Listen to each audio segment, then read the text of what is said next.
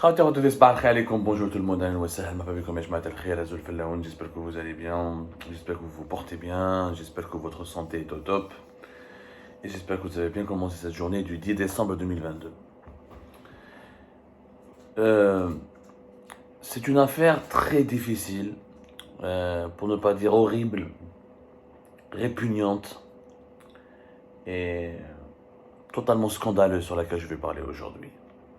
Rappelez-vous de l'affaire Lola, cette petite fillette française qui a été retrouvée morte, atrocement violentée, violée, torturée le 14 octobre 2022 à Paris, dans une malle, le corps ligoté, violenté, torturé dans une malle abandonnée à côté d'un immeuble du 19e arrondissement, en plein cœur de Paris.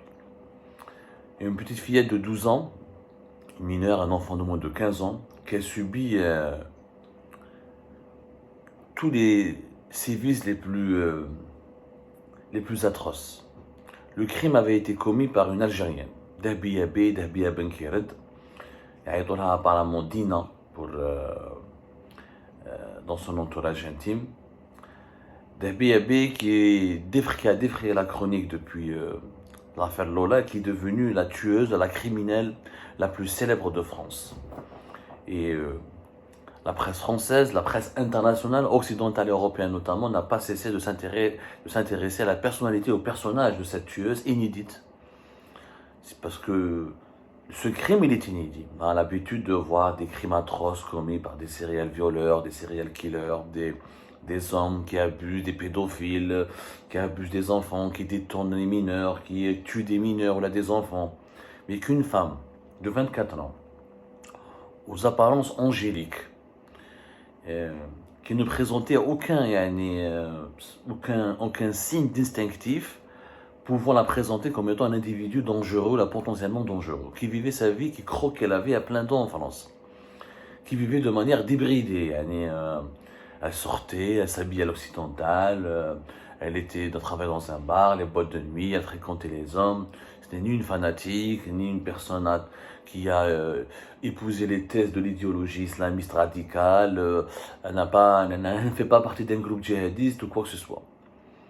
C'est une femme tout à fait ordinaire qui paraissait émancipée, qui est venue en 2016 en France, qui a tenté de faire des études, qui a perdu sa maman qui était très malade à partir de 2020. Son père, apparemment, il est mort, mais aux dernières nouvelles, il y a des thèses, il y a des informations qui remettraient en cause cela. Accompagnée de deux de ses sœurs. Une de ses sœurs, elle est mariée, l'autre non. Du jour au lendemain, cette jeune femme de 24 ans bascule, cette Algérienne de 24 ans, sans papier, parce qu'elle faisait l'objet d'une obligation de quitter le territoire français. Elle ne pouvait pas renouveler son statut, ni avoir d'étudiant, en tout cas son statut d'étudiant, elle ne pouvait pas avoir une carte de séjour pour régulariser son séjour sur le territoire français. Du jour au lendemain, elle bascule dans une dimension criminelle inédite, vraiment inédite. Ce crime, il est inédit. Jamais nous n'avons vu une jeune femme aux apparences, encore une fois, on dirait un ange. TikTok, les réseaux sociaux, ses photos, ses amis quand ils ont témoigné, les hommes qui l'ont connu, les personnes qui l'ont connu, ont tous été sous choc. Tout le monde est encore sous choc dans cette affaire-là.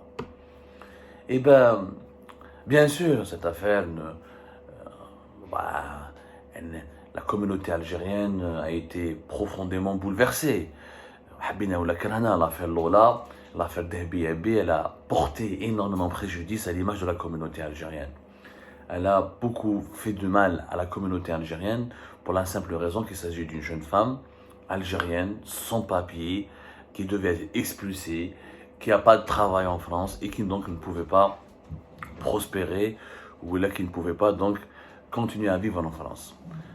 C'est la mauvaise image qui colle à la peau d'un certain nombre d'émigrés algériens. Ils n'ont pas de papier, ils n'ont pas de place en France, ils ne devraient pas rester là. Donc je vous laisse imaginer comment l'extrême droite en France, même la droite classique, même quelques personnalités politiques de la gauche, tous les médias français se sont déchaînés sur cette immigration incontrôlée, notamment cette immigration algérienne qui déferle sur la France et que la France ne peut plus assimiler ou n'arrive plus à maîtriser. C'est très grave ce que nous avons entendu comme propos, comme analyse et comme malheureusement beaucoup ont sombré dans la généralisation excessive et l'image de notre pays, on a vraiment beaucoup souffert. البارح يا جماعة, cette affaire a pris une nouvelle dimension alarmante, une nouvelle dimension horrible, parce que Dahbia B, elle a subi une expertise psychiatrique, et les conclusions de cette expertise psychiatrique ont fuité dans les colonnes de la presse française, notamment le quotidien Le Parisien, qui est basé ici à Paris, qui est l'un des plus célèbres quotidiens français, qui a révélé les tenants et aboutissants de cette expertise psychiatrique et qui affirme que Dahbia B, non seulement elle est une tueuse sans froid, quelqu'un qui peut tuer froidement, plutôt une tueuse très dangereuse, c'est pratiquement le diable incarné. C'est le diable incarné. L'expertise psychiatrique affirme clairement qu'elle ne souffre d'aucun trouble psychique, qu'il s'agit d'une femme hautement dangereuse. Elle a un haut potentiel psychopathique, c'est-à-dire une surestime de soi, ainsi qu'une tendance à la manipulation, une structuration perverse de sa population, tentant de décimer le trouble et la confusion chez son interlocuteur. Ça, c'est la première expertise psychiatrique qui a rendu ses conclusions. La même expertise révélée dans la presse française, elle révèle autre chose. Elle révèle que Dahbia Benkir, Dina, la femme qui a assassiné Lola atrocement, elle recourt à une tendance au mensonge pathologique. Elle ment en permanence et elle veut mentir en permanence. En plus de mentir, elle souffre d'une absence d'empathie et de culpabilité. Elle n'éprouve aucune culpabilité. C'est-à-dire, elle assume avoir tué Lola, elle assume qu'elle a joui sexuellement, qu'elle l'a abusé sexuellement, qu'elle a violé Lola, qu'elle a abusé d'elle et qu'elle l'a dominée. La même expertise parle que cette femme de 24 ans aurait un rapport de domination où l'autre devient sa proie, un moyen de jouissance sur lequel elle pose son emprise. Les mots sont très forts de cette expertise. Franchement, nous avons l'impression que nous avons affaire à un diable. Un diable. Ça, apparemment, l'expert, l'auteur de cette expertise psychiatrique, il a auditionné pas mal de personnes aussi dans l'entourage de Dahbia B. Et Dahbia B parle beaucoup de sa mère. Elle dit: ma mère c'était un ange, une reine. Je lui disais tout. Donc, الحكايه مع الاول كانوا يقولوا بلي دهبيه بي voyait des fantômes, ou elle avait des hallucinations. Tout ça, c'est finalement été balayé par cette expertise. Même قالوا بلي elle a un traumatisme ancien de nature sexuelle, c'est-à-dire elle a été elle-même victime de viol. C'est pour ça qu'elle a été totalement déstructurée. Elle a voulu donc se venger contre Lola et la violer pour lui faire subir ce qu'elle aurait elle-même subi pendant son enfance. Quoi qu'il arrive, ces hypothèses ont été écartées pour le moment par la première expertise psychiatrique dont elle a été soumise, à laquelle a été soumise Dahbia B. Il s'agit donc clairement qu'elle avait toutes ses capacités mentales. Sa capacité de jugement n'a pas été altérée, n'a pas été détruite, n'a pas été compromise. Quand elle a commis son crime, elle était consciente plutôt de ce qu'elle était en train de faire. C'est terrible. Depuis hier soir, tout le monde parle de cette expertise psychiatrique qui fait froid dans le dos. Franchement, on a l'impression, comme disait une experte sur un plateau de télévision française, que nous avons affaire à un diable. Un diable qui jouit du malheur, de l'horreur qu'il inflige à l'autre, qui manipule, qui ment, qui veut violer, qui veut jouir de la souffrance et qui assume totalement et qui n'a aucune empathie ni aucune forme de culpabilité. C'est étonnant. Moi, j'aimerais savoir où est la justice algérienne. À la bonne heure, la justice française va envoyer des commissions rogatoires. C'est-à-dire qu'il y a des juges français qui vont se déplacer en Algérie pour continuer l'enquête et pour continuer leur expertise en interrogeant des membres de la famille de Dahbia ou là de ses anciennes connaissances, ou là son père s'il est en vie, on ne sait pas, parce que certaines informations disent qu'il est en vie, d'autres disent qu'il est mort. Apparemment, il était chauffeur de bus. On n'arrive pas à bien cerner la vérité autour du parcours ou du passé de Dahbia B.